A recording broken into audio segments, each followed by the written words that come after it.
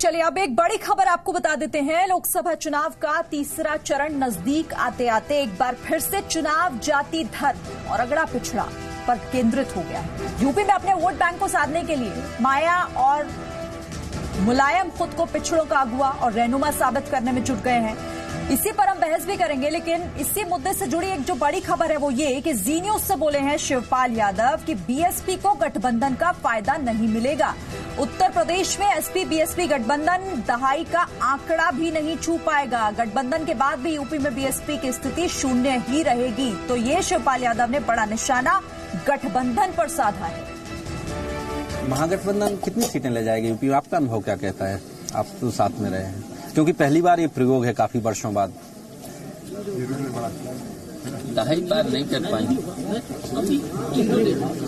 दहाई पार नहीं कर पाएंगे मतलब आप कह रहे हैं कि मतलब 10 से कम रहेंगे? 10 से कम रहेंगे। आपका ये अनुमान है कि 10 से कम रहेंगे महागठबंधन के? हाँ, ले लिया नहीं, 0/0 ही है। 0/0। हाँ, पिछली बार तो बहन जी का 0 था। इस बार ये कह रहे हैं सब लोग कि दोनों जुड़ के आ गए तो 50 से पार जाना। वो तो कह रहे हैं कि बीजेपी 0 से कोई मल्टीप्लाई किया जाए तो क्या होगा? 0 ही रहेगा। तो कभी समाजवादी पार्टी का हिस्सा रहे, लेकिन अब अपनी पार्टी बनाकर अपनी राजनीति कर रहे हैं शिवपाल यादव, जो गठबंधन पर तंज कर रहे थे कि दहाई का आंकड़ा भी नहीं छू पाएगी। और मायावती की पार्टी को लेकर उन्होंने कहा कि शून्य थी, इस बार भी वही स्थिति रहेगी। तो मैनपुरी में मायावती ने मुलायम को पिछड़ों का असली नेता बताकर एक बार फिर से पिछड़ों की सियासत को हवा दे दी है। मोदी को पिछड़ों का फर्जी नेता बताते हुए मायावती ने यूपी के सबसे बड़े वोट बैंक को लुभाने की कोशिश की है। चुनाव आयोग के बैन के बाद भी मायावती और योगी की जाति धर्म के बयानबाजी थम नहीं रही, कोई कमी इसमें नजर नहीं आ रही। और इसी पर आज हम चर्चा भी करेंगे तमाम बड़े सवालों के साथ। सवाल ये कि मुलायम असली, मोदी फर्जी पिछड़े नेता, और क्या इसी पर अब राजनीति होगी यूपी की? मोदी के खिलाफ माया का क्या ये आखिरी दाव है? माया का जाति कार्ड वर्सेस योगी का बजरंग कार्ड। सवाल ये भी कि क्या चुनाव आयोग का सबक, जिस पर बैन लग गया था चुनाव प्रचार पर, भूल गए फिर से मायावती और साथी योगी आदित्यनाथ? यूपी में विकास वर्सेस जाति पॉलिटिक्स, क्या अब इसी के इर्द गिर्द पूरी राजनीति घूम रही है? तो इन्हीं तमाम सवालों के साथ हम चर्चा को आगे बढ़ाएंगे। मेरे साथ खास मेहमान जुड़े हुए हैं, एक एक करके मैं आपसे परिचय करा देती हूं अपने खास मेहमानों का। मेरे साथ अमिताभ सिन्हा है, बीजेपी के नेता मेरे साथ जुड़ गए हैं। इसके अलावा यहां स्टूडियो में पॉलिटिकल एनालिस्ट चेतन सिंह मेरे साथ हैं। मुजफ्फर खान समाजवादी पार्टी के स्पोक्स पर्सन है, ये मेरे साथ जुड़ गए हैं। और डॉक्टर सुनील सिंह भी मेरे साथ हैं, स्पोक्स पर्सन जेडीयू के। कोशिश करेंगे कि बीएसपी की तरफ से भी हमारे साथ नेता जुड़े, लेकिन सभी खास मेहमान मेरे साथ जुड़े हुए हैं। बहुत बहुत स्वागत है इस चर्चा में आप सभी का। लेकिन सबसे पहले मुजफ्फर खान, मैं आपके साथ आ जाऊंगी, क्योंकि पहला सवाल मेरा आपसे ही है। दुश्मन का दुश्मन दोस्त होता है, मुझे लगता है ये अगर इसका सबसे बड़ा उदाहरण कल अगर किसी ने देखा और देखने को मिलेगा राजनीति के इतिहास में आगे भी, तो सबसे बड़ी तस्वीर हमने कल देखी मैनपुरी में एक मंच पर। लेकिन वहां से उम्मीद शायद ये थी कि विकास की बात होगी, या फिर जो दोनों बड़े नेता वहां पर थे, अखिलेश यादव भी थे, कुछ ऐसी बातें बोलेंगे जो यूपी के भविष्य को दिखाएंगे। लेकिन वहां पर भी जाति का कार्ड खेल गई मायावती। ये मजबूरी हो गई है क्या आप लोगों की? देखिए श्री साहिबा, दुश्मन लफ्ज जो है मैं समझता हूं राजनीति के लिए अच्छा नहीं है। पक्ष और प्रतिपक्ष होता है, अलग अलग दल होते हैं, उनके अलग अलग नेता होते हैं। और आज एक नया तूफान खड़ा हो गया है। एक दलित की बेटी अगर कुछ कहती है तो लोगों के पेट में दर्द हो जाता है। आज कल जो बहन मायावती जी ने मेरे नेता आदरणीय मुलायम सिंह यादव जी को और अखिलेश जी को पिछड़ा बताया, तो वो उन्होंने कल नहीं बताया, इससे पहले प्रधानमंत्री ने कहा। हमारे नेता तो अपने आप को अगली जाति का मानते थे, ये बीजेपी के लोगों ने उन्हें पिछड़ा बता दिया। तो अगर बहन जी कह रही हैं तो मैं समझता हूं उस बात को लोगों को समझना होगा, और लोग अच्छी तरह से समझ रहे हैं इस बात को। आज बीजेपी पूरी तरह से बैकफुट पे आ गई है। जो कल 2014 के अंदर जो हालात थे, आज भाजपा के नेता भी ये मानते हैं कि आज वो देश में हालात नहीं है। बीजेपी बहुत बुरी तरह चुनाव हार रही है, और 2 चरण जो हुए हैं उन 2 चरणों से प्रधानमंत्री घबरा गए हैं। उत्तर प्रदेश ने बीजेपी को टाटा बाय बाय कह दिया। आज बीजेपी के नेता और खास तौर से प्रधानमंत्री पश्चिम बंगाल में ममता दीदी के पीछे पड़ गए हैं, नवीन बाबू के पीछे पड़ गए हैं। जहां 2014 में इनका जादू नहीं चला, आज ये जुगाड़ में लगे हैं कि वहां से कुछ सीटें जीत करके और सरकार में किसी तरह से आ जाए। तो देश की जनता अच्छी तरह से अब इनको जान चुकी है। ये लोग बेनकाब हो चुके हैं, हर मोर्चे पे फेल हो गए हैं। आज ये अच्छे दिन की बात नहीं करते। कल तक ये कहते थे कि बहुत हुआ नारी परवार। डरना उनका है, लेकिन साथ सबका आप लोगों को एक दूसरे की सारी बातें भुलाकर आप सभी लोगों को एक मंच पर आना पड़ गया। बहरहाल ठीक है, चलिए मैं आपके पास आती हूँ। चेतन, आपके पास अब आ रही हूँ।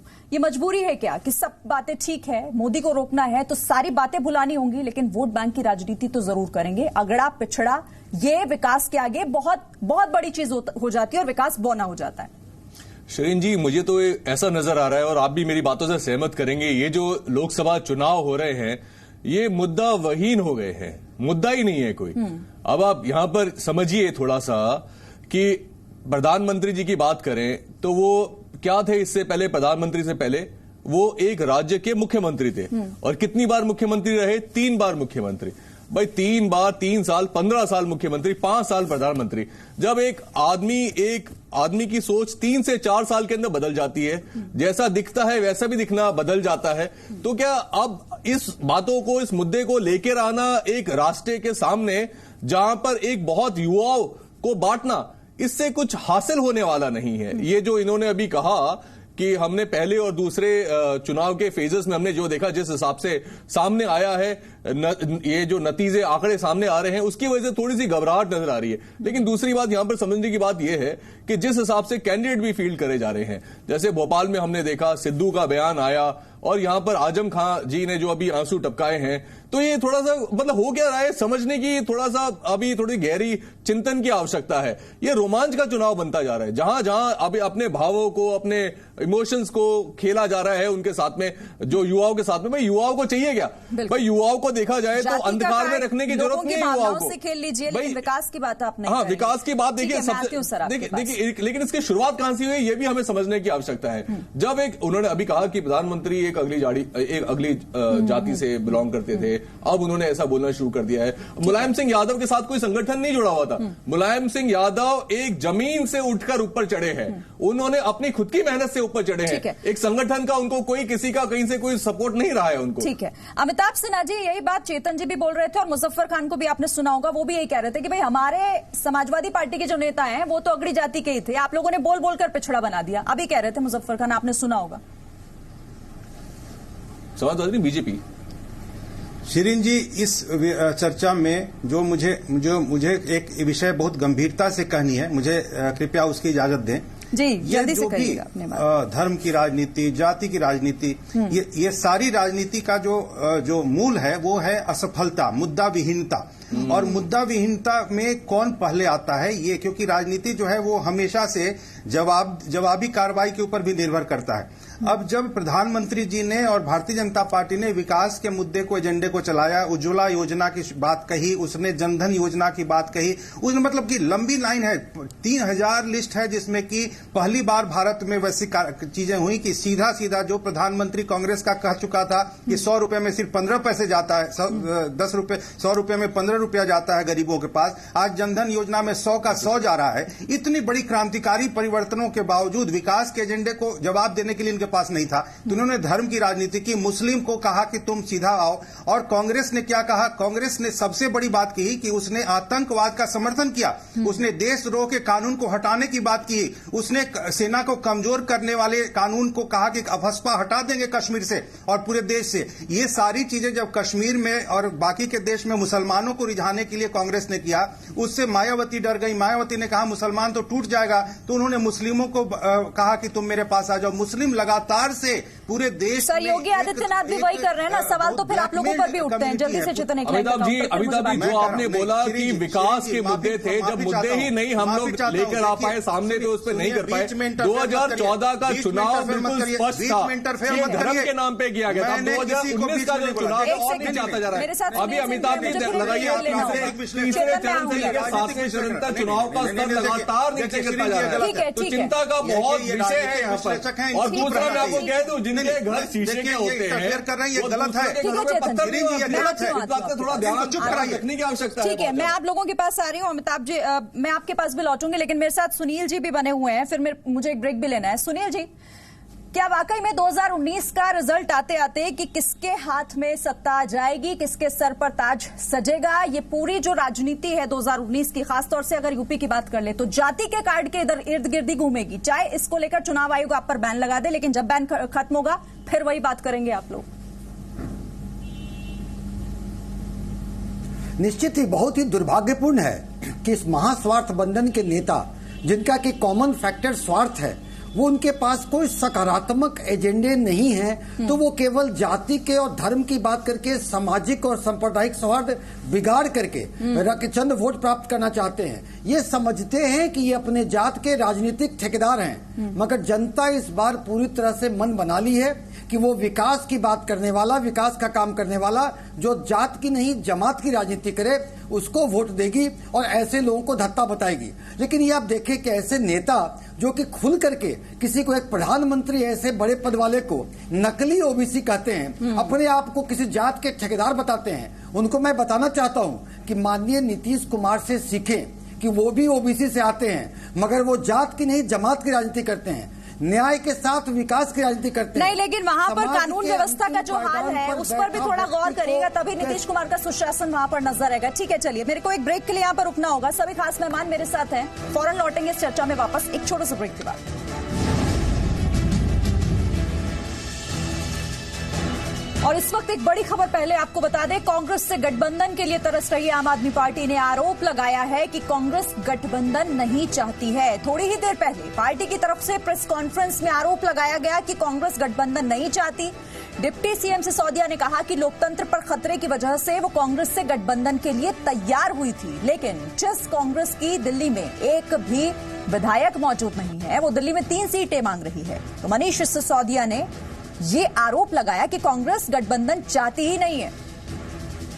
टाइम पास कर रही थी, कांग्रेस की मंशा नहीं थी हरियाणा में गठबंधन करने की, वो सिर्फ दिल्ली दिल्ली कह रहे हैं। अब दिल्ली में प्रॉब्लम क्या है कि दिल्ली में आम आदमी पार्टी पूरी तरह से तैयार है और आम आदमी पार्टी की अपनी लोकप्रियता है। यहाँ पे हमारा सारा वो है, हम 7 सीटें जीत सकते हैं, और अगर कांग्रेस के साथ सीटें शेयर करेंगे तो उन सीटों पे कांग्रेस के हारने की संभावना है। तो मनीष सिसोदिया को आप सुन रहे थे, जो गठबंधन पर कह रहे थे कि कांग्रेस तो कभी चाहती ही नहीं थी कि गठबंधन हो, और इसे लेकर उन्होंने कहा कि आम आदमी पार्टी जीत का दावा भी किया। चेतन जी, इस पर एक छोटा सा रिएक्शन मैं आपसे लेना चाहूंगी, क्योंकि हम गठबंधन की बात बीच ब्रेक में भी कर रहे थे, लेकिन यही तो है तस्वीर, तो दरअसल अंदरूनी यही है कि दिल तो मिलते नहीं है, लेकिन मजबूरी है, चूंकि रोकना है एक पार्टी को, इसीलिए हाथ मिलाना मजबूरी हो गई। देखिए, रोकने की बात तो जैसी भी है वो नजर आ रही है सामने, लेकिन अगर आम आदमी पार्टी के काम करे तो उन्होंने धरातल पे बहुत काम किया है, वो लोगों के साथ में कनेक्ट हुए हैं। अगर देखिए, चिकित्सा और शिक्षा, ये 2 बहुत बड़े मुद्दे हैं हमारे देश में, और दिल्ली जो हमारे देश का दिल है, वहां पर कैपिटल होने के बावजूद भी यहां पर हमारे ये मुद्दे बहुत अहम हैं, और इन पे जो मनीष सिसोदिया जी के ने काम किया है अरविंद केजरीवाल जी के नेतृत्व में, ये बहुत ही सराहनीय है। दूसरा, यहां पर अगर हम बात करें उनकी जो लोकप्रियता अभी जिस हिसाब से वो बढ़ रहे हैं आगे, अब मुझे ऐसा महसूस होता है 24 में नहीं तो जो 29 के जो चुनाव होंगे उसमें केजरीवाल जी का स्तर जो अभी एक के बाद एक उभरने शुरू हो गए हैं, जैसे ही इलेक्शन का आगाज हुआ है, आम आदमी पार्टी के अच्छे काम इनको दिख रहे हैं। ये तो आम आदमी पार्टी। ठीक है सर, आज हम बात किसी और पे कर रहे हैं अमिताभ जी, हम उस पर बात कर लेते हैं, फिर किसी दिन इस पर भी चर्चा कर लेंगे। अब मैं आपके पास आऊंगी, मुजफ्फर खान जी, आप कह रहे थे क्यों ये प्रशस्ति गान करने, क्यों ये तारीफ कर रहे हैं आप पार्टी की? अरे भाई साहब, मैं तारीफ नहीं कर रहा, मैं आपके सामने बस ये कहना चाह रहा हूँ, आपने खुद इस बात से सहमत होंगे, इस बात को देखेंगे। प्रशंसा करने की बात है, जैसे मैं भोपाल की बात नहीं कर रहा, मैं आपके आपने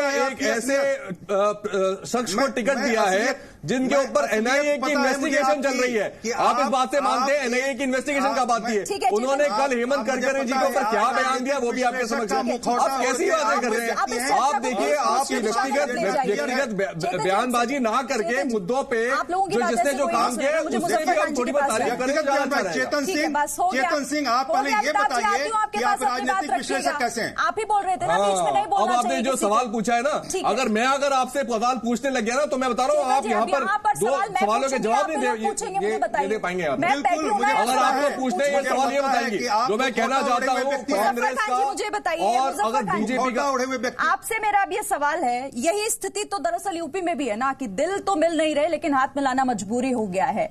यही वो मायावती हैं जिन्होंने कहा था कि पार्टी से पहले सम्मान है, लेकिन अब वो सम्मान कहीं पीछे है, चूंकि एक पार्टी को रोकना है, इसीलिए सारे मुद्दों को भूलकर अब सिर्फ और सिर्फ एक सिंगल एजेंडे पर आगे बढ़ना है।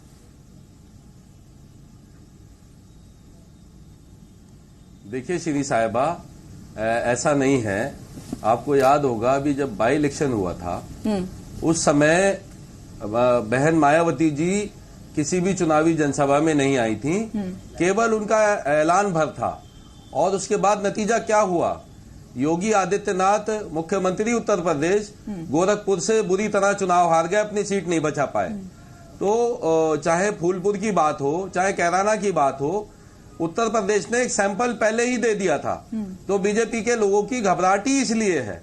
और जहां तक बात सम्मान की है, मेरे नेता आदरणीय अखिलेश यादव जी ने सार्वजनिक तौर पे तमाम कार्यकर्ताओं को एक पैगाम देने का काम किया कि जो बहन जी का सम्मान करेगा वो समझो मेरा सम्मान करेगा।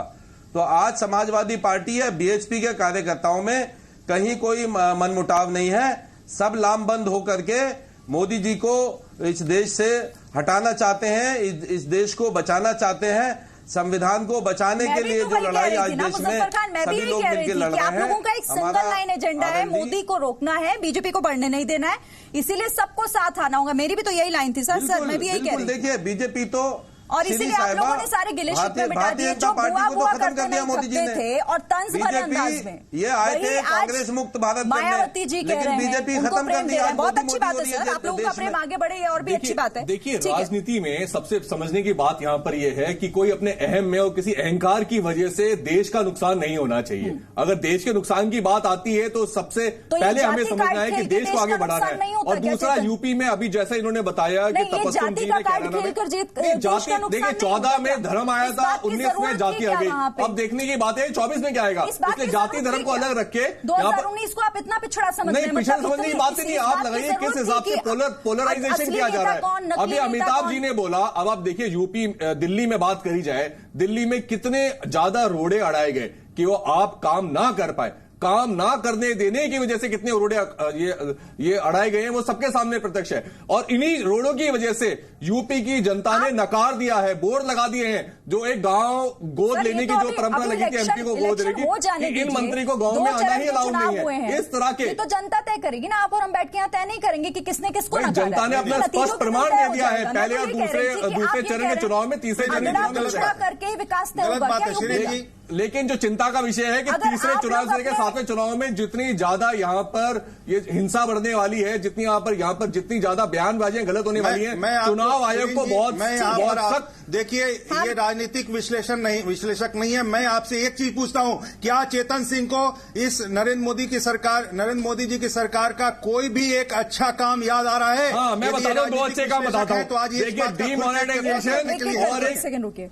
हो गया अमिताभ जी, अब सुनिए। देखिए आपने बीजेपी की सरकार में अगर बात करें 14 से लेकर 19 में जो दो बड़े काम जो उन्होंने खुद निकाले हैं वो है डीमोनेटाइजेशन। 16 से 19 में कितनी जॉब गई? अजीम प्रेमजी यूनिवर्सिटी ने 2 दिन पहले ही निकाला था, 5 मिलियन 50 लाख जॉब गई हैं 16 से 19। दूसरा ये आईबीसी कोड। तीसरी, अगर जितनी भी योजनाएं हैं जो पुरानी सरकारें लगी आ रही थी, जीएसटी हो गया, सब हो गया। देखिए जीएसटी बहुत अच्छा काम है, हर महीने 1 लाख करोड़ रुपए आ रहे हैं। आप तारीफ कर रहे हैं, बहुत अच्छी बात है, लेकिन ये योजनाएं पुरानी चली आ रही है, बात को मानना पड़ेगा। प्रेम जी यूनिवर्सिटी की आप पूरी रिपोर्ट पढ़िए, आप देखिए रिपोर्ट में बता रहा हूँ 5 मिलियन जॉब गई है। अजीम प्रेम जी की रिपोर्ट जो लोगों ने वहां पर मेहनत करी है, नौकरी पाई है, ये कहा है कि 2011 से आपको इस बात से सहमत होना पड़ेगा। शिरीन जी नहीं, अरे छोड़िए, आपको कुछ पता नहीं है, आप बहुत ही दुर्भावना है। मैं सुनिए, अजीम प्रेम जी मैं तो वो कह रहा हूँ, अखबार कह रहा है, अजीम प्रेम जी अखबार में जॉब के ऊपर सबसे ज्यादा उंगलियां उठा रहा है देश में। हिम्मत है तो मेरी बात शांति से सुन लीजिए, बताइए, सुनिए, पहले मेरी बात सुन लीजिए। अजीम प्रेम जी यूनिवर्सिटी ने सुनिए, अजीम प्रेमजी यूनिवर्सिटी में सुनिए ना, 2011 से लेकर के उसने पूरी चर्चा को जो अनएम्प्लॉयमेंट की बढ़ोतरी है वो 2011 से ट्रेस की है। और उसने ये भी कहा है कि हमें नहीं पता कि क्योंकि हम लोग अभी इसमें असफल हैं कि ये जो बेरोजगारी बढ़ी है वो 2011 से लेके आज तक की जो बढ़ी है। आपने कहा था 2 करोड़ जॉब आएगी, 14 का मैनिफेस्टो, मैंने पढ़ा है, हमारे सामने पढ़ा है। और आप किसानों का इन्फ्लेशन कम रखने के लिए किसानों की कमाई पे कितना बड़ा असर पड़ेगा। आप पहले बीजेपी की एक अच्छाई बता सकते हैं, आप राजनीतिक विश्लेषक हैं, मैं आपको अच्छाई बता दो रहा हूं। बीजेपी नरेंद्र मोदी की सरकार का एक अच्छाई बताइए। अमिताभ जी आपने पूछा तो उन्होंने बता दी। 2 करोड़ जॉब हर साल बोली गई थी, 5 साल तक। आप लोग लड़ते रहेंगे तो बाकी लोगों के पास नहीं जाऊंगी ना मैं। एक सेकंड, आप अपने फैक्ट्स रखिए, अपने रखिए, लेकिन आराम से एक एक करके सुनने दीजिए जरा। ठीक है, सुनील जी भी मेरे साथ हैं। सुनील जी, यही दिक्कत है, आंकड़ों पर बात अगर होती है तो फिर वो खिसककर जातिगत कार्ड पर ही पहुंच जाती है या फिर आरोप प्रत्यारोप पर ही पहुंच जाती है। अगर बीजेपी कोशिश करे भी आंकड़े रखने की तो कहीं ना कहीं उसको भी तो वापस उसी पर आना पड़ता है। आप योगी आदित्यनाथ को देख लीजिए, वो अपने बयानों में भी उन्हीं चीजों का जिक्र कर देते हैं जो वो दूसरों पर आरोप लगाते हैं कई बार। देखिए, यह आंकड़ों के बाजीगरी की खेल तो एक अलग चीज है। जो सतह पर दिख रहा है कि जो केंद्र सरकार और राज्य सरकार, बिहार की राज्य सरकार ने जो विकासात्मक कार्य किए हैं, उससे सड़कों का पुल पुलिया का जाल, बिजली अब 24 घंटे में 22 घंटे रहती है, लोगों को ईज ऑफ लिविंग और ईज ऑफ डूइंग बिजनेस, लोग खा पी रहे हैं, संपन्न है, शिक्षा और स्वास्थ्य में विकास, ये सब देखने की बात है। 1 मिलियन जॉब का कहां से अनएम्प्लॉयमेंट का फिगर लेके आते हैं। जब शब्द उन्होंने मिलियन बोला तो हमें लग गया कि ये मिलियन जो शब्द है यही कहीं से उठा करके ले आए हैं। मुझे कुछ कहना नहीं है, प्रैक्टिकली जनता देख रही है कि किस तरह से हम लोगों ने विकासात्मक और जन कल्याणकारी कार्य किए हैं। जनता उसको देख करके निश्चित ही प्रचंड बहुमत से एनडीए को दोबारा सत्ता में लाएगी। और जो नेता लोग जात पात की राजनीति करते हैं, धर्म की राजनीति करते हैं, वो वहीं रह जाएंगे जहां वो पहले थे। जिन्होंने जात की बहन मायावती ने बात की है, वो 0 पर थी, 0 पर रहेंगी। ठीक है, मुजफ्फर खान जी जवाब दीजिए। अभी शिवपाल यादव भी यही कह रहे थे कि किसी तरह का कोई फायदा नहीं होगा, दाई का आंकड़ा भी नहीं छू पाएगा गठबंधन। देखिए जो लोग सेना के पीछे छुपकर वोट मांग रहे हैं, बावजूद इसके कि देश के चुनाव आयोग ने कहा कि सेना का नाम ना लिया जाए सियासत के अंदर, जगह जगह प्रधानमंत्री सेना का नाम ले रहे हैं। दूसरी बात, मेक इन इंडिया का नारा दिया देश में प्रधानमंत्री जी ने। मेक इन इंडिया के अंतर्गत तमाम चीजें यहां बनाई जानी चाहिए थी। आप बताइए, सरदार पटेल का जो स्टेचू है वो क्यों आया? आप ये बताइए, राफेल जो है वो रूस से क्यों खरीदा जा रहा है? राफेल देश में क्यों नहीं बना? बुलेट ट्रेन कहां से आने वाली है? इन्होंने तो नेता ने कहा कि सैनिक तो मरने के लिए ही भर्ती होता है, आपने देश को मरने के लिए भर्ती होता है, ये इनके नेता ने कहा। जनता को गुमराह किया। आपके पास केवल नकारात्मक एजेंडे हैं। वाली आपने अच्छा, एक एक करके बोलिएगा तो समझ आएगा। आंकड़े देना बंद कर दिया तो देश सेना का मनोबल तोड़ने की बात करते हैं। समाजवादी पार्टी ने सिर्फ मुस्लिम राजनीति की है। और श्री साहिबा, ये जो बीच में इंटरप्ट कर रहे हैं, ये बीच समाजवादी पार्टी ने तो सुविधा की राजनीति की है। आज जो कल के भाषण नहीं है, ये बयान है, नकली उनके पास बता रहे हैं, जात का सेना की बात करने के लिए अधिकृत नहीं है। अगर बीजेपी अपने काम गिना रही है तो सर आप लोगों ने भी तो काम किए होंगे ना, कुछ आप लोग भी गिनाइए। क्यों आप जाति धर्म की बात हमेशा करने लग जाते हैं? क्यों आप कुछ खास धर्म विशेष लोगों से वोटों की अपील करने लग जाते हैं? सवाल तो यही है दरअसल। एक कमेंट जल्दी शिरीन जी देखिए, जब 2014 में सरकार आई थी, एक बहुत बड़ा वैक्यूम था, लोगों के अंदर उत्साह था, लोगों को बड़ी उम्मीदें थी। और जो 5 मेन केंद्र बिंदु पे जो सरकार आई थी, उन पे अगर देखा जाए तो विफल रही है। और ये विफल रहने की वजह से ही हम देख रहे हैं पोलराइजेशन जो हो रहा है, ये जो बयानबाजी हो रही है। प्रधानमंत्री जी कभी भी कोई ऐसी बात नहीं करते कि भाई आने वाले 6 महीने में, 6 दिन में, 6 साल में, 60 साल में क्या करेंगे। वो हमेशा 60 साल पीछे की बातें करते हैं। देखिए, प्रधानमंत्री जी जो है वो एक ऐसे सर्वोच्च पद पे आसीन है जहां पर एक दूरदर्शी है और उनका विजन होना बहुत महत्वपूर्ण है। यहाँ पर सबसे बड़ा अफसोस की बात यह है कि आगे की बातें ना करके पीछे की बातें करी जाएगी। पुरानी बातों को छोड़कर अगर हम आगे बढ़े तो हमें बहुत स्टेबल गवर्नमेंट हो। हम भी चाहते हैं, समझना पड़ेगा कि अब जाति धर्म से उठकर कोई भी अगर मतदाता अपने घर से निकलता है तो वो ये इन तमाम चीजों को हटाकर और सिर्फ विकास के मुद्दे पर वोट करने जाता है, और इसलिए अब राजनीतिक पार्टियों को भी अपनी रैलियों में उन मुद्दों को शामिल करना चाहिए। बहरहाल वक्त मेरे पास इतना ही था। खास मेहमान मेरे साथ जुड़े हुए थे, बहुत धन्यवाद आप सभी का। फिलहाल एक छोटा सा ब्रेक।